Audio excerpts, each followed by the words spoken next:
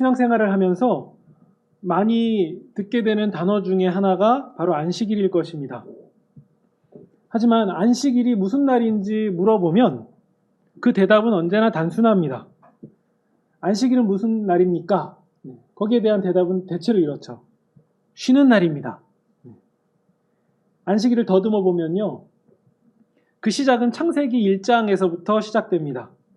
하나님이 6일간 천지를 창조하시고 온 우주를 만드시고 쉬셨습니다. 물론 여기서 하나님이 쉬셨다라고 할 때는요. 우리처럼 뭔가 너무 힘이 들고 막 그래서 쉬시는 개념이 아니라 인간에게 어떠한 교훈 혹은 어떠한 의미를 주시려고 하나님이 쉬시는 것을 보여주신 거거든요. 어떤 의미냐면요. 하나님이 만드신 세상에 더 이상 손댈 곳이 없다. 하나님이 만드신 이 천지창조, 이것은 아주 완벽하다라는 뜻으로 그것을 하나님이 보여주시기 위해서 쉬신 겁니다. 그렇다면 안식일은요, 바로 이러한 내용들을 기념하는 날입니다. 하나님이 이 세상을 만드셨고, 운영하시고, 다스리시고, 또 하나님의 뜻 가운데 두셨다. 이걸 어려운 말로 섭리라고 하거든요. 그러니까 하나님이 만드신 이 세상은 물론 아담과 하와가 타락하기 이전입니다. 아주 완벽했다라는 것을 기념하고 선언하는 날이에요. 출애굽기를 보면요. 이 부분이 굉장히 잘 나와 있습니다. 우리가 외우고 있는 십계명에 관한 부분이기도 하거든요. 출애굽기 20장 10절에서 11절을 보시면요. 제가 읽어드릴게요. 일곱째 날은 내 하나님 여호와의 안식일인즉 너나 너 아들이나 너의 딸이나 너의 남종이나 너의 여종이나 너의 가축이나 너의 문 안에 머무는 객이라도 아무 일도 하지 말아라. 11절입니다. 이는 엿새 동안에 나 여호와가 하늘과 땅과 바다와 그 가운데 모든 것을 만들고 일곱째 날에는 쉬었습니다.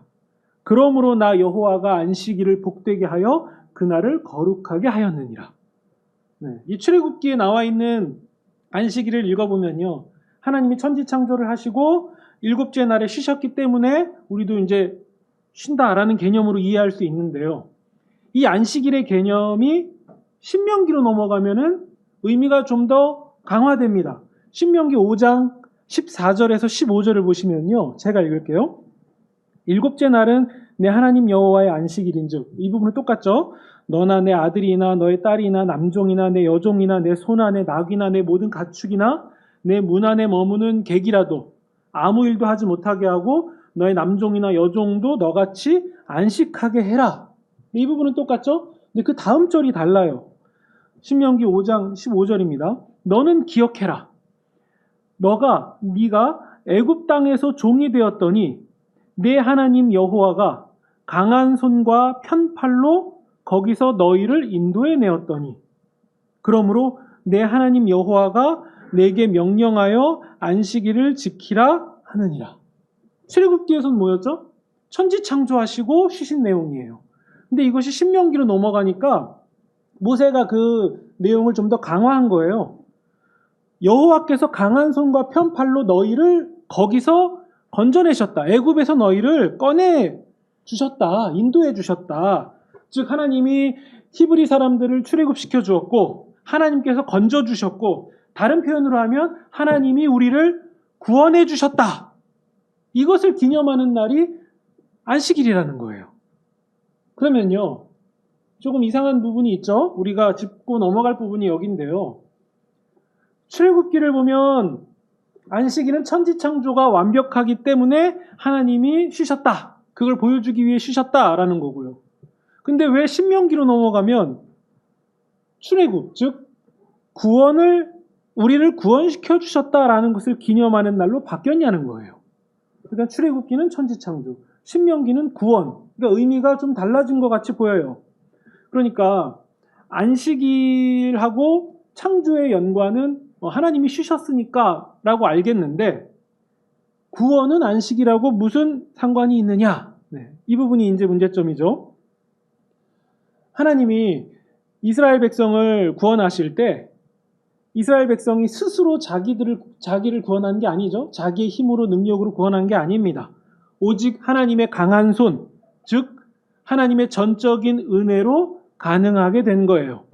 그러니까 구원이라고 하는 것은요, 인간들이 일하고 노력하고 땀을 흘려서 이뤄내는 그런 결과가 아니라 그런 인간의 공로와 전혀 상관없이 하나님의 은혜로 된 것이다. 이러한 의미로 안식일은 땀을 흘리지 않는다. 이런 의미의 안식일이에요. 그래서 이것을 좀 더 깊게 이해하면 출애굽기에는 하나님이 창조하신 것을 기념하는 안식일이라면 신명기는 하나님의 창조를 재창조로 이해해요. 하나님의 백성을 다시 데리고 오셔서 새롭게 하셔서 그것을 재창조의 의미로 다시 기억하는 거죠. 그래서 하나님이 창조하시고 또 구원하심, 다른 표현으로 재창조하심을 기념하는 날이 안식일이 된 거예요. 그래서 안식일이라고 하면 첫째로는 하나님의 창조가 완벽했다. 하나님이 만드신 세상은 본래 우리가 지금 사는 것처럼 망가진 세상이 아니었다. 하나님의 운영과 섭리가 다 완벽했다라는 것을 기억하는 날이면서 동시에요.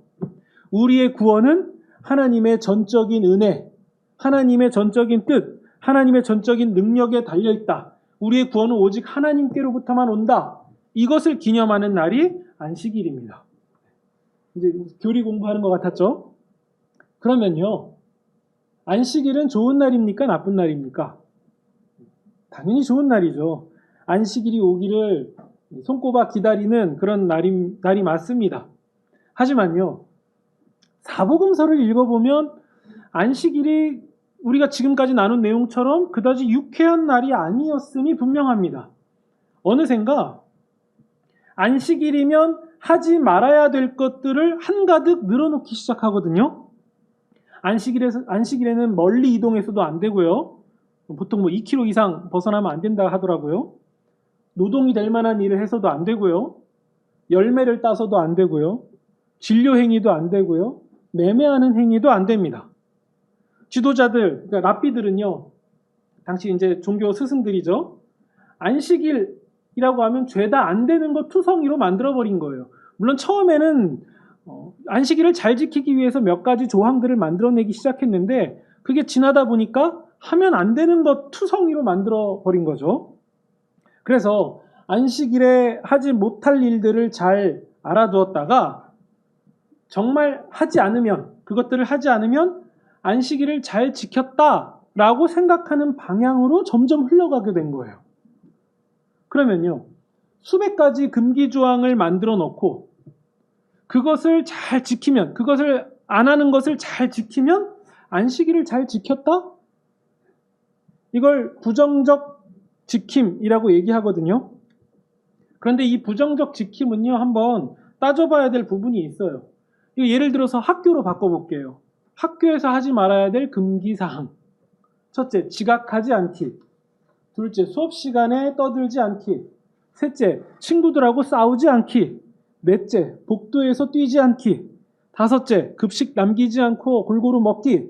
여섯째, 학용품이나 소지품 잃어버리지 않기. 지금 제가 6가지 말씀드렸는데요. 한 아이가 학교에 가서 이 6가지만 잘하면, 이 6가지만 잘 지키고 집으로 귀가하면 학교 생활 잘 한 거다라고 말할 수 있습니까? 이거 6개 안 하는 거 잘하면 100점짜리 학생이에요? 물론 잘한 건 잘한 건데 뭔가 이상한 부분이 있잖아요. 다 안 채워지는 부분이 있죠. 이거 한번 교회로 바꿔볼게요. 주일학교 학생들에게 첫째, 예배 시간에 핸드폰 보지 않기. 둘째, 찬양 시간에 딴짓하거나 한눈 팔지 않기.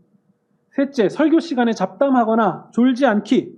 넷째, 헌금 빼돌려서 다른 거 사지 않기. 이런 조항들을 잘 지키면 예배를 잘 드렸다라고 할 수 있는 겁니까? 아니에요. 부정적 지킴을 잘한 거예요. 사실 실제 예배 시간에 조금 떠들었다고 해도 예수님에 대해서 다시 한번 생각해 보게 되고, 과거에 헌금 500원 정도 빼돌렸다고 해서 그거에만 집중하는 게 아니라 과연 이렇게 빼돌리는 행동이 하나님 자녀의 올바른 모습인가? 한번 그것도 고민하게 되고요. 또 설교 시간에 내내 졸았다 해도요. 어느 날 귀에 들어온 하나의 말씀이 내 삶의 지표가 되고 오히려 이런 과정들을 통해서 예배를 잘 드려왔다. 예배를 잘 드려왔던 거다라고 표현하면 안 될까요? 그러니까 안식일과 율법이라는 그 울타리 안에서 그 부정적인 지킴만을 강조하면서 그 틀 안에 우겨쌈을 당한 사람들, 이런 사람들을 향해서 예수님이 어떤 말씀을 하십니다. 그게 11장 28절이에요. 11장 28절을 보면 수고하고 무거운 짐진 자들아 다 내게로 오라. 내가 너희를 쉬게 하리라. 우리가 잘 알고 있는 구절이죠. 예수님이 어떻게 쉬게 하신다는 말씀일까요? 이 말씀을 마치고 바로 우리가 읽은 본문의 미리삭 비벼먹는 사건, 이게 나온 것은 결코 우연이 아니에요. 연관성이 있습니다. 1절을 보시면요. 제자들이 밀밭 사이로 가다가요. 배가 고파서 이삭을 잘라서 먹습니다. 2절을 보시면 바리새인들이 건수를 잡았습니다. 안식일에 하지 못할 일, 즉 추수행위를 했다 이거거든요. 사실 신명기를 보면요. 신명기 23장 25절에 보면요. 이웃의 밭에서 낫을 대지 않고, 그러니까 농기구를 대지 않고 손으로만 비벼먹는 행위는 도둑질로 간주하지 않아요. 이게 무슨 얘기냐면요. 우리 어른 세대의 옛날 일들처럼 서리하는 게 낭만이다 뭐 이런 얘기가 아니라요. 그것을 손으로 비벼먹을 정도면 사정이 딱하지 않겠냐. 굶었으니까 그랬겠지. 그러니까 긍휼의 차원에서 이런 부분들을 용납할 수 있다라는 얘기가 신명기에 있습니다. 그리고 우리가 읽은 마태복음 12장 3절을 보시면요. 예수님은 바리새인들에게 성경을 읽어보지 못했느냐라고 물어보십니다. 그러면서 다윗이 사울을 피해서 도망다니다가 하나님의 전에서, 그러니까 성전에서 제사장 외에 먹어서 안 되는, 성전이 성막이라고 볼 수 있죠. 제사장 외에 먹어서 안 되는 진설병을 먹은 적이 있어요. 이 사건은 두 가지를 말해주는데요. 하나는 아까 신명기 말씀처럼 굶주림과 같은 어떤 비상 상황을 인정하고 있다는 거고요. 두 번째는 기름 부음 받은 자 다윗은 율법을 넘어서서 이런 일들이 가능했다라는 거예요. 그러니까 물론 이 제자들이, 우리가 읽은 본문에서 제자들이 굶주림의 상황에 내몰렸기 때문에 이삭을 비벼 먹은 건 아니죠. 물론 앞뒤 문맥을 통해 살펴보면요, 이 본문이 강조하는 부분이 뭐냐면 기름 부음 받은 다윗이 가능한 일이었다면 다윗보다 더 큰 이가 지금 여기 계시기에 예수님 안에서 한 일은, 예수님이 안식일에 하신 일은 더욱 죄가 되지 않는다라는 얘기를 하고 있는 거예요. 즉 이 본문이 강조하는 바는 뭐냐면요, 예수님은 다윗보다 더 크신 분입니다. 이 얘기를 하고 있는 거예요. 우리는 이 맥락을 같이 따라가지 않았기 때문에 이해가 조금 어려울 수 있겠지만요. 마태복음 독자들에게 이걸 강조하고 싶은 거예요. 예수님은 다윗보다 더 크신 분이야. 예수님이 안식일에 하시는 이 모든 일이 합당해, 가능해. 이 얘기를 하고 있는 거거든요. 더 나아가서 5절에 보면요. 안식일에 제사장들이 성전에서 번제도 드리고 여러 가지 일도 하는데 성전 안에서 이러한 일들을 했다고 해서 안식일을 범한 것이 아니다. 6절. 이제 예수님이 직접 선언하세요. 나는 성전보다 더 크다. 예수님이 안식일에 하시는 이러한 일들은 합당하다. 예수님 안에서 이루어지는 안식일은 다 가능하다라는 얘기예요. 그러면 마태복음 12장 전체가 알려주고 싶은 내용이 점점 드러납니다. 예수님은 다윗보다 더 크신 이이다. 다윗보다 더 위대하신 분이다. 예수님은 성전보다 더 크신 분이다. 28절을 보시면요. 하나님의 성령을 힘입은 자다. 41절. 요나보다도 더 크신 분이다.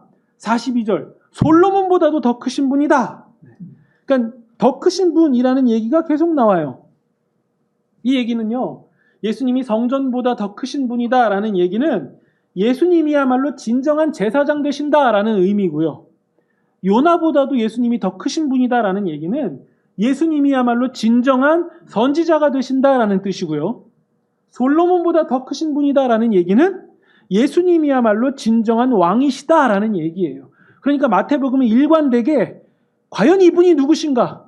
바람과 바다를 잔잔하게 하시는 이분이 누군가? 과연 이분이 누구시길래 이러한 일들을 하는가? 계속 질문이 이어지면서 12장에서 그 대답을 아주 세기를 박아버리죠. 다윗보다, 요나보다, 솔로몬보다 훨씬 크신 분입니다. 그러면 이 모든 율법을 이루신 분은 누구냐? 하나님의 영을 힘입어서 다윗의 후손으로 오셔서 하나님의 임재로 충만하신 바로 그분은 누구냐? 예수님이시다. 그런데요, 상황은 좀 달랐어요. 안식일임에도 불구하고요, 참된 안식이 없고 망가진, 훼손된 안식 속에서 수고하고 무거운 짐진 자들이 아무 소망 없이 이렇게 살아가는 그런 상황인데, 이때 예수님이 오신 거죠. 예수님이 오셔서 모든 율법의 완성이 되시고 하나님이 창조하셨던 창조 본연의 참된 안식일로 회복시킨 거예요. 그러면 결론이 이렇게 날 수 있죠. 인류에게 무엇이 진정 안식이 되느냐? 예수님입니다. 예수님을 만나야 됩니다. 예수님을 따라가야 됩니다. 이분만이 오직 참된 안식일입니다. 그래서 8절처럼 선언되는 겁니다. 인자는 안식일의 주인입니다. 인자는 안식일의 주인이다. 그럼요, 이 부분이 제일 중요한 거예요. 안식일의 주인 되시는 분이 원하시는 것이 무엇인가? 안식일의 주인 되신 분이 진정 원하시는 것이 무엇인가? 그게 7절이죠. 우리 함께 읽겠습니다. 7절입니다. 시작. 떠나고 제사를 원하지 아니하노라 하신 뜻을 너희가 알았더라면 무죄한 자를 정죄하지 아니하였으리라. 네, 정확히 나오죠? 내가 원하는 것은 제사를 위한 제사가 아니라 율법을 위한 율법이 아니다. 내가 원하는 것은 자비다. 내가 원하는 것은 자비다. 이 부분이 제일 중요한 거예요. 여러분, 누가복음을 보면요, 우리가 잘 알고 있는 이야기 하나가 나옵니다. 그게 뭐냐면요, 강도 만난 자 이야기예요. 물론 이 얘기는 실제 사건이 아니라 예수님이 제자들에게 들려주시는 얘기예요. 그 이야기에는요, 한 레위인, 제사장과 레위인, 그러니까 율법 선생들, 참 율법자라고 자처하는 제사장과 레위인은 강도 만나서 쓰러져 있는 한 사람을 보고 그냥 지나칩니다. 예수님이 이런 얘기를 하시거든요. 근데 왜 이야기에서 예수님은 그냥 지나가는 사람으로 제사장과 레위인을 설정하셨을까요? 예수님이 어떤 의도가 있으신 거죠. 율법의 사람이라고 자처하는 그들은 무늬만 율법의 사람일 뿐이지 실상 진정 율법의 사람들은 아니었다는 거예요. 그런데 그 당시 율법 바깥에 있던 사람, 사회적으로 차별과 냉대, 괄시를 받던 사마리아인은 그 강도 만난 자를 데려다가 여관으로 모시고 가서 극진히 치료해주고 그 뒤까지 봐줍니다. 여관 주인에게 치료를 부탁하면서요, 내가 돌아오는 길에 추가 치료비까지 갚을 테니까 이 사람을 치료해달라 라고 얘기했다는 거죠. 이 얘기를 예수님이 들려주신 거예요. 그러면서 이어지는 예수님의 질문으로 이 이야기가 마칩니다. 과연 누가 강도 만난 자의 이웃이냐? 이걸 물어보세요. 이것을요, 우리가 읽은 마태복음 관점으로 이해하면요, 누가 진정 참된 율법의 이행자냐? 과연 누가 안식일에 참된 정신을 실천하는 사람이냐? 성경의 대답은 뭘까요? 자비를 베푼 자예요. 자비를 베푼 자가 진정 율법의 사람이다. 즉, 율법의 사람이든 율법 안에 있던 사람이든 율법 밖에 있던 사람이든 이게 중요한 게 아니다. 예수님의 관점, 안식일의 주인 되시는 예수님이 중요하게 여기시는 것은 누가 자비를 베푼 자냐? 이 사실이에요. 그 자가 진정 안식일의 주인의 마음에 합한 자다. 바로 자비를 베푼 자다. 우리 7절을 다시 한번 보세요. 내가 원하는 것은 자비다. 나 예수가 원하는 것은 자비다. 강도 만난 자 이야기도요, 처음부터 보시면 율법에 관한 얘기로 시작해요. 그러니까 강도 만난 자 이야기랑요, 우리가 읽은 이 마태복음 본문은요, 지금 같은 내용을 말하고 있는 거예요. 같은 주제를 다루고 있는 거예요. 곧 자비를 말하고 있는 거죠. 그리고 8절을 보세요. 내가 자비를 원한다라고 말씀하시면서 8절이에요. 인자는 안식일의 주인이다. 이게 무슨 의미냐면요, 이렇게 이해하시면 됩니다. 유명한 화가 다빈치가 그린 그 모나리자를 보면 눈썹이 없잖아요. 사람들은 여기에 대해서 다양한 의견을 제시합니다. 원래 모델이 눈썹이 없다. 세월이 흘러서 눈썹이 지워졌을 것이다. 아니면 모델이 남자다. 뭐 여러 가지 얘기가 있어요. 그런데 어떤 한 사람이 등장해서 얘기합니다. 눈썹은 내가 일부러 안 그렸어. 그 사람들이 웅성대면서 묻습니다. 당신이 뭔데? 그러자 그 사람이 얘기합니다. 내가 다빈치야. 내가 이 그림 그렸어. 물론 제가 만든 얘기지만요. 정말 이런 일이 일어난다면 모나리자 눈썹이 왜 있는지 없는지 뭐 이런 논쟁 그냥 다 끝나는 거잖아요. 그린 사람이 그랬다는데요. 바로 그 얘기예요. 내가 자비를 원한다. 당신이 누군데? 내가 안식일의 주인이야. 내가 안식일의 주인이야. 내가 참된 안식일을 말할 수 있는 주권자야. 내가 모든 걸 결정할 수 있어. 그럼 내가 뭘 원하냐? 안식일에 원하는 것은 자비다. 이걸 매우 강조하신 거예요. 그러니까 결론이 드러났죠. 여러분, 안식일은 어떤 날입니까? 자비를 베푸는 날이에요. 자비를 드러내는 날입니다. 이것이 안식일을 거룩히 지키는 거예요. 안식일 지킴을 얘기할 때, 오늘날은 이 안식일의 연장선 가운데 있는 주일 지킴을 얘기할 때 예수님은 과연 무엇을 제일 중요하게 말씀하시겠습니까? 다르지 않아요. 똑같습니다. 자비입니다. 자비를 베푸는 날이에요. 오늘날 예수님이 교계에 이런 말씀을 하셨다면 아마도 공로주의자다, 행위주의자다라고 공격을 받으셨을지도 모르겠습니다. 하지만 예수님의 대답은 확실해요. 자비를 베푸는 날이다. 자비를 베푸는 날이다. 그리고 우리가 읽은 본문의 뒷부분에 이어지는 사건이 하나 등장합니다. 안식일에 손 마른 사람이 나오거든요. 본문을 보면 사람들은요, 예수께서 안식일에 병을 고치시는 치료 행위를 하실까봐 벌써부터 걱정부터 하는 것 같습니다. 안식일인데 과연 예수께서 치료 행위를 하실 수 있겠는가? 하지만 예수님은 사람들의 이 걱정 속에서 이러한 대답을 하십니다. 11절이에요. 구덩이에 양 한 마리가 빠졌는데 안식일이면 그냥 둘 거냐? 하물며 사람은 양보다 얼마나 귀하냐? 그리고 예수님은 이 말씀을 하시고서는 손 마른 자를 굳이 안식일에 회복시키십니다. 뭐 생명의 위협이, 생명의 어려움이 있는 사람이 아니거든요. 뭐 시간을 다투는 상황이 그런 질병이 아니잖아요. 그런데 예수님이 굳이 안식일에 그 사람을 치료하십니다. 예수님의 의도가 반영되어 있는 거죠. 예수님의 뜻이 거기에 드러난 거죠. 예수님이 안식일의 주인이 되셔서 자비를 베푸신 그 사건을 보여주신 거예요. 마가복음의 말씀을 인용하면요, 안식일이 사람을 위하여 있는 것이지 사람이 안식일을 위하여 있는 것이 아니다라는 얘기예요. 안식일은 하나님이 사람을 위하여 주신 것이다. 이게 핵심 진리라는 거예요. 이게 점차 뒤바뀌어 버린 거죠. 예수님이 왜 이런 얘기를 하셨겠습니까? 어느샌가 사람이 안식일을 위하여 존재하게 돼버린 거예요. 근데 예수님은 교정하시죠. 안식일은 사람을 위하여, 하나님이 사람을 위하여 주신 것이다. 성전이 전부인 줄 알았는데 성전보다 더 크신 분이 오셨습니다. 예수님 안에서 미리삭 비벼먹는 행위가 죄가 되지 않듯이 성전보다 더 크신 이가 온 땅 가운데 임하셔서 모든 땅, 모든 생명이 사는 지구를, 그 지구의 모든 영역을 예수께서 거룩하게 하셨습니다. 성전보다 더 크신 이가 오셔서 온 땅을 덮어버리셨으니까 온 땅은 참된 안식일이 돼버린 거예요. 그렇다면 그 안식일의 은혜를 흠뻑 뒤집어 쓴 우리가 안식일을 거룩히 지키는 것은 무엇을 의미하겠습니까? 사람을 위하여 자비와 선을 행하는 것, 바로 이것이 오늘 본문이 우리에게 알려주는 안식일을 거룩히 지키는 거예요.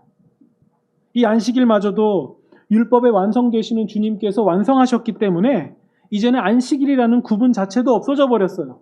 이제 모든 날이 안식일이고 모든 날이 주의 날이 돼버린 거예요. 그래서 우리는요, 모든 날의 주인 되신 주님을, 그 주님의 말씀을 따라서 철저히 순종하는 자세로 자비를 베풀며 살아갈 수밖에 없는 거예요. 일주일에 하루만 정해서 자비를 베풀며 사는 게 아니라 우리가 일주일에 하루를 정해서 예배의 날로 드리는 것은 대표적인 외형, 지킴일 뿐이지 사실 그 안에 담겨있는, 오늘 우리가 이렇게 예배 드리는 것에 담겨있는 내용은 뭐냐면 우리의 일주일의 모든 삶도 똑같이 자비를 베풀면서 주의 날로 살겠다라는 의미, 바로 그것이 담겨있는 거예요. 그러면 신자는 어떤 사람이냐? 오늘 본문을 토대로 설명하자면 자비를 베푸는 사람들인 거죠. 자비를 베푸는 사람들.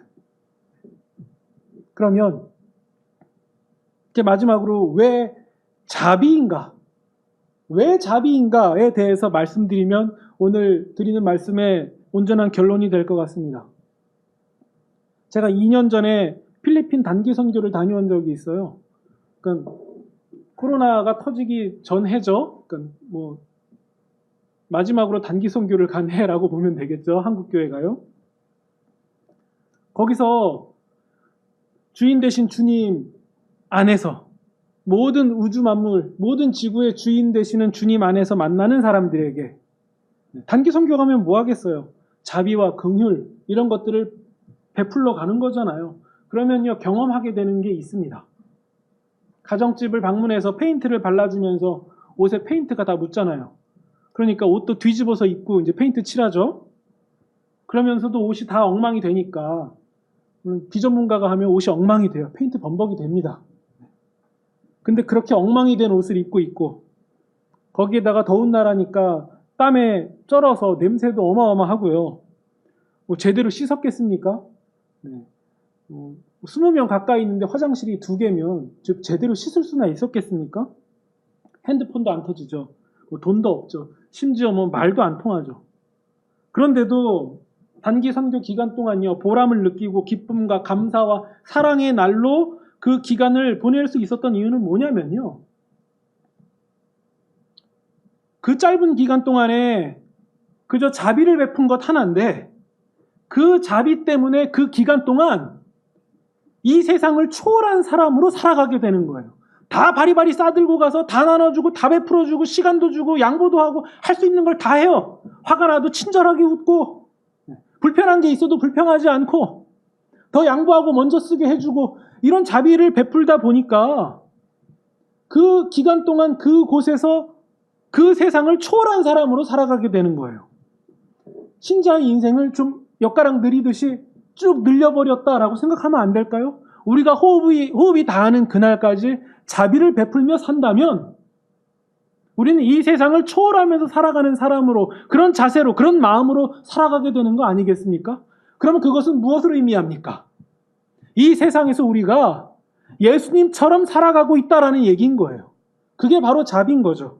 그러면 왜 예수님이 자비를 베풀라고 말씀하셨겠습니까? 바로 이 얘기예요. 너 손해만 봐라, 그 얘기가 아니에요. 그 과정을 통해서 우리가 성장하고 이 세상에 제한된 모든 것들을 초월하고 예수님처럼 살아가면서 예수님을 닮아가는 그 과정을 우리가 밟을 수 있기 때문에, 그래서 예수님이 자비를 베풀어라, 자비를 베풀어라, 그 얘기를 하신 거죠. 이 길이요, 이 자비를 베푸는 길이야말로 내가 이 세상을 살면서 이 세상을 초월한 사람으로 살아가는 유일한 길이기 때문이에요. 이것을 우리는 안식이라고 말할 수 있는 거예요. 이것이 바로 신자가 기대할 수 있는 안식인 겁니다. 이걸 더 크게 보면요, 지금 교회들은 지역사회에 안식을 주고 있습니까? 자비를 베풀고 있습니까? 예수님은 안식일이라는 그 당시 사람들이 갖고 있는 외형들, 율법 지킴이라는 외형적 형틀을 깨버리면서까지 자비를 베푸셨습니다. 교회들은 그런 자신이 있습니까? 희생할 준비가 되었습니까? 여기에 신자들은 물어봐야 됩니다. 우리는 그렇게 할 자신이 있는가? 각오가 되어 있는가? 또 각 개인도 마찬가지입니다. 검어질수록 더욱 옥죄어오는 그런 세상 가운데서 자비를 통해서 우리가 움켜진 손을 펼 수만 있다면 우리는 이 세상에서 참된 안식의 주인 되시는 예수님을 닮아가면서 사는 겁니다. 바로 이런 삶의 자세로 성전보다 더 크신 이 안에서 세상을 향해 참된 안식을 보여줄 수 있고 또 내가 참된 안식을 맛보는 그런 저와 여러분이 되시기를 주님의 이름으로 축원드립니다.